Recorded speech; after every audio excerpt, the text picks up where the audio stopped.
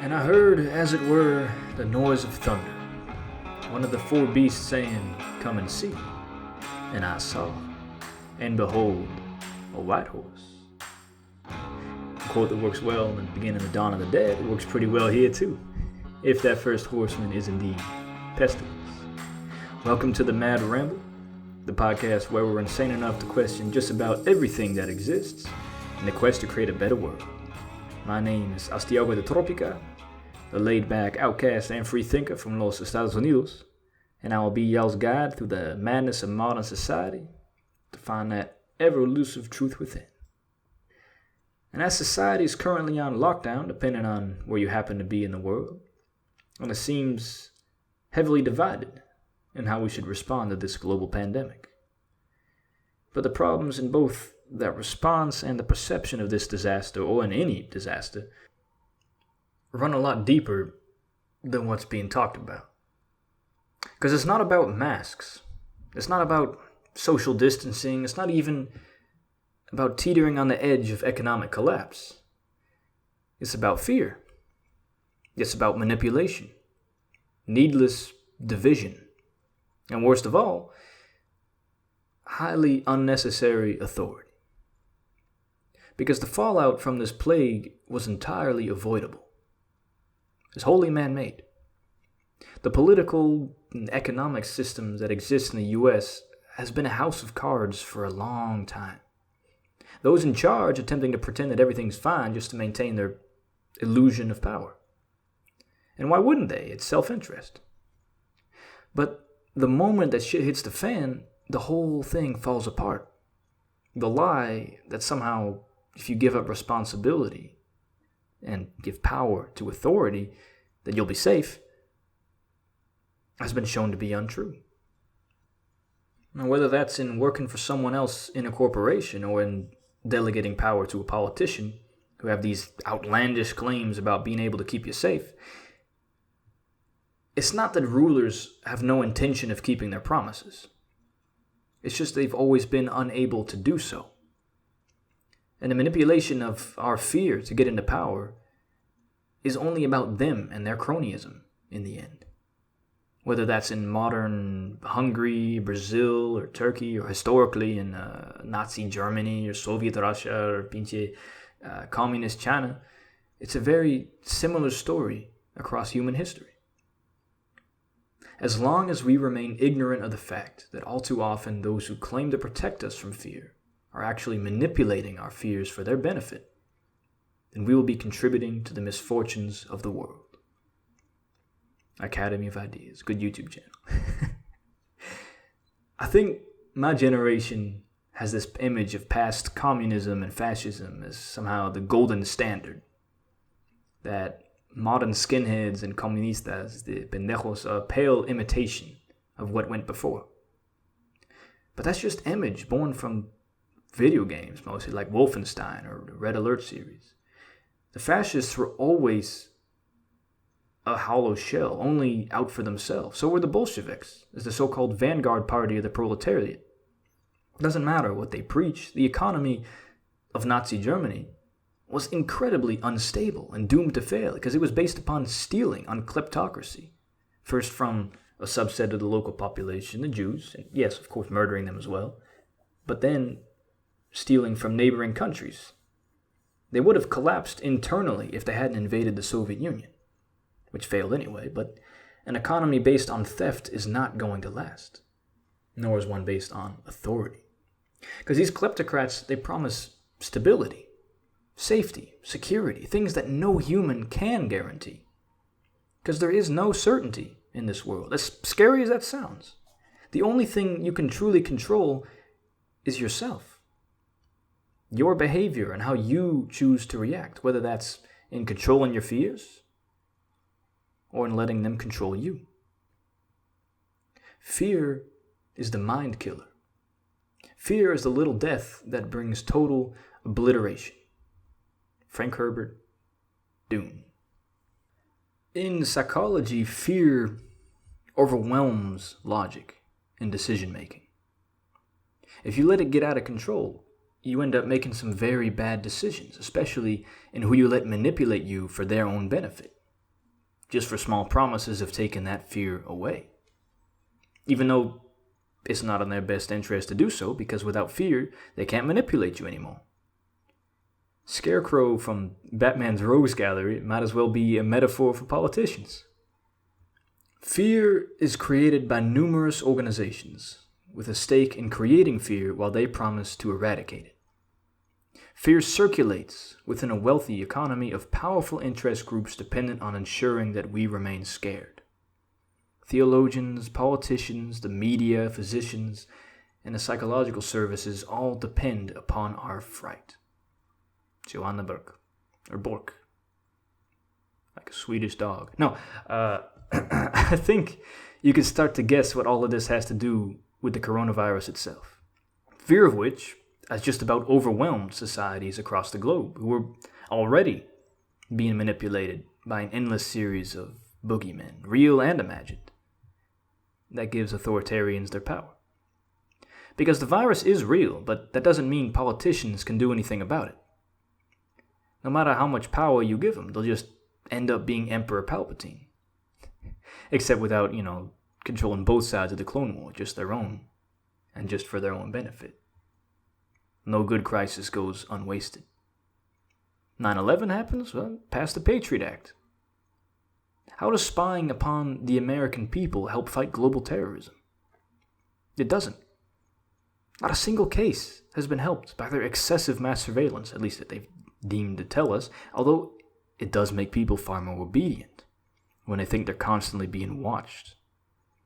Just get them to control themselves, and they'll internalize obedience. It's clever, it's devious, but certainly not the right thing to do. But again, that doesn't mean whatever the crisis happens to be isn't real. It could be very real. It just means that giving up power to authority is never going to make it better.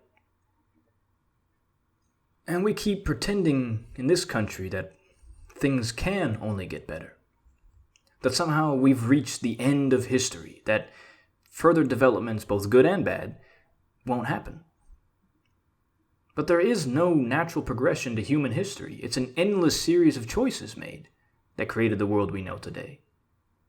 It could have been very different, and it could be very different tomorrow.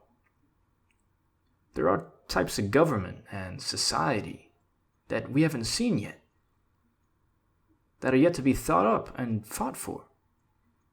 And pretending or insisting that nothing can go wrong along the way, that life has to be perfect, or that there won't be mistakes, some severe, that's wishful thinking at its worst. Death is certain. Its timing might not be, but no one makes it out alive. And viruses will kill the most vulnerable, who cannot always be saved. But those who demand the economy to be reopened, or who say they don't care about sacrificing the elderly, fail to recognize how horrible they appear to be, and how we don't have to have this very fragile economic system in the first place that throws so many people under the bus. But regardless of their lack of self-awareness, medicine doesn't have the power to save you, or anyone. Hollywood's created this perception of 100% salvation, that doctors will always be able to help, but maybe the particular doctor you see isn't good enough. Maybe they will be with 5 years more experience, but maybe they never will. Because you're talking about humans, not machines. Maybe no doctor can help you right now, but in 30 years we'll have the technology or the knowledge to make something that's currently untreatable a thing of the past. And every patient is different. Just look at all the different reactions to the exact same virus, or to the same drug, or with allergies. Pretending that there's some level of certainty or guarantee is giving us a false perception of what medicine really is. And having extreme certainty about what you can't know for sure is creating another problem. Division. Attempts to force others to comply with what you think the rules should be, just because fear's gotten the better of you, and indignation and resistance has gotten the better of people that disagree with you. because they see your attempted use of force, regardless of how altruistic you might think you are. We want to help those who can't help themselves, because that's what we'd want in return. It's the golden rule. It's human instinct within our tribe. But we don't have community anymore, and 330 million other Americans will never be a community. The number can never be more than a couple hundred at most. The instinct to help has got to be within the group first if you're ever going to truly help anyone, and eventually almost everyone. Otherwise, you'll just end up hurting them. I mean, look at all the authoritarian varieties of socialism. They harness a very base instinct, but they apply it to a mass society of strangers. And they make things worse, despite the intention of its supporters, because it ignores the rest of human nature and all the other instincts. It ignores how humans work best together when they're not forced to, and how personal connection is a far better and more efficient organizing tool than hierarchy or authority or bureaucracy ever could be. You can't force conformity upon those who are not your tribe, whether that's through attempted shaming or cancel culture or fighting over alcohol and multi-restrictions or statues, abortion laws. It's all needless conflict because it's all based around false assumptions that society is the community, when it never has been, and it never will be. So why try to fight our nature as a species when we could work with it instead? Why use force when you can extend the hand of cooperation? In the U.S. state of Georgia, there's a fight going on between Mayor Longbottom, whose cousin I believe is a herbologist in some British school, and Governor Hemp himself over forcing people to wear masks in Atlanta. The mayor wants it enforced, and the governor says, let's do it by choice. And of course he filed a lawsuit against it, but regardless. His message is, don't force people, let's do it together by choice. Now he's getting torn to shreds in the mass media, and I don't support the idea of a governor in the first place, but who's in the right here? Cooperation? Communal effort? Or an authoritarian response? What works better with human nature? Are you going to win an argument with someone by smashing them over the head with a bike lock, or by talking to them? By working with them, rather than above them, no matter how morally righteous you might feel? There certainly seems to be a lot to fight about right now. But a lot of it's just meaningless noise. It's a distraction. You and I can bring order back into civilization neither by seizing political power, nor by attacking it, but by moving away from it, by diverting our focus from marble temples and legislative halls to the conduct of our daily lives. Butler Schaffer. But what matters more than our daily lives? Who cares who is rude to who in Hollywood or in Capitol Hill? Who cares what some supposed celebrity or politician did? Political power can't solve our problems. It never could. We have always had the power to choose cooperation over conflict or competition because it's inherent in our very survival strategy as a species. And all the noise is just self-medication to distract us from our poor choices and letting ourselves be ruled. Our mechanisms of denial to how much better our lives could be by choices we can make today. In the past, we called it bread and circuses, or the opiates of the masses. Now, it's Netflix binging, endless entertainment, shallow celebrity gossip. The legalized drug dealers of Big Pharma attempting to profit off of medicating every small inconvenience, disturbing as that might be. But of course, most popular right now in the media is the political game of yelling and screaming at others who aren't all that different from each other. And their 24/7 an hour news cycle that's not really all that important to daily life. The great events of world history are at bottom profoundly unimportant. In the last analysis, the essential thing is the life of the individual. Carl Jung. You are that individual. Why pay attention to the news? Why get on Twitter? If it's important enough, you'll hear about it. You'll hear about the plague, you'll hear about protests, but there's never a need for panic. Otherwise, you're just being controlled by a narrative of imaginary fear and division. Worrying about things beyond your control is not going to help. Letting others control you and their empty promises for security is just as bad. And seeking to control others comes from failure to control the self, from letting emotions override the mind rather than holding them in check and balance. You can let your fear turn you into a closet authoritarian. Because none of the groups and phenomena that I've mentioned have the power to control you unless you let them, unless you create them. It's not us versus them. In the timeless game of divide and conquer, it's you versus you. Otherwise, it's voluntary servitude. Although there'll always be those who'll never see it that way. Because there's different categories of human. And attempting to stratify and organize those groups into a rigid hierarchy and a class structure has created endless problems throughout human history. Because the lines between overachiever, regular achiever, sheep, and in the very bottom of those born with mental handicaps are not impassable, solid lines. They're not clear divisions between those with different levels of potential. It's a spectrum from top to bottom, and there are always those born with the ability to move from rags to riches or just as easily to fall from grace, despite being given all due advantages within society. Because the artificial social structure doesn't match the natural structure of humanity. Because humans are not superior to others, just different, specialized, circumstance by circumstance.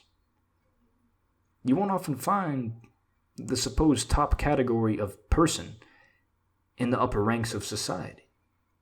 They might reject it altogether, like Gautama Buddha. They might spend their entire lives rejected from society, like Van Gogh. Or perhaps they'll use their skill to dominate others in the system they're born into, no matter how low on the social ladder they start, like Andrew Carnegie or Jeff Bezos or Bill Gates. And some of these people will be admired and some will be hated, sometimes both. Sometimes it takes a different time period altogether to be appreciated or rejected, like Nietzsche or Socrates. But the point, if I get back on track, is that ability and potential don't mesh well with the idea of superiority, of authority, of hierarchy. Those at the top of these artificial pyramids didn't earn their positions, even if their ancestors built it for them. Many will happen to be more sociopathic, given that they had the ambition to rule other humans in the first place. And because their power is tied to the current system, they'll seek to preserve it at all costs, no matter how painful that might be to those on the bottom. No matter how many lies they have to tell to get to or to maintain their illusion of power and control. But worse than that is that we consent to being controlled voluntarily. And like I said, a lot of humans might be sheep for now and blindly accept the society and the cultural norms they get born into. But what about the rest of us who have the power to speak up and don't? Who willingly submit to the authority of others just so we can pursue profit ourselves? In the last episode, I talked about how successful African Americans were leaving the unsuccessful majority behind. But that's not an issue confined to race. That's across all groups in the United States and beyond, where abandoning the local community leaves them helpless against society and against being manipulated. The libertarian argument would be that these individuals stuck in poverty should be able to help themselves, that I shouldn't have to worry about the people that I left behind. That's their responsibility. But that's not true. And it goes against human nature of working together in community rather than individually, where only a handful can prosper in the end. The responsibility that the poor are said not to be taking is actually being avoided by those that have the power to help them. The disappearance of a sense of responsibility is the most far-reaching consequence of submission to authority. Stanley Milgram. By submitting to the authority of others, the movers and shakers, the should-be leaders of society, pretend like government and corporations can provide security or charity that they would be far better at providing if they took responsibility within their local community. It's a selfish thing to do, to delegate power to strangers, for example, police work, so that you can concentrate full-time on yourself alone.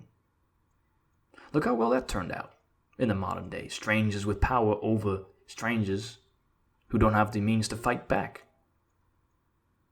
because their leaders have abandoned them to be off making money somewhere, pursuing individual gain, both inhuman, not inhumane, but inhuman and inefficient in itself, at the neglect of things given up to outside authority. And that authority is unstable in the long run, as it goes against human nature, and it always will collapse in the end. Cooperation doesn't have to, because it works with our nature, because community, led from within rather than ruled from without, makes a far more stable economy, a better government, and a better society at large. From all these indignities, such as the very beasts of the field would not endure, you can deliver yourselves if you try. Not by taking action, but merely by willing to be free. Resolve to serve no more, and you are at once free. I do not ask that you place hands upon the tyrant, topple him over, but simply that you support him no longer. Then you will behold him, like a colossus whose pedestal has been pulled away, fall of his own weight and break into pieces. Etienne de la Boétie, if I'm pronouncing his name right.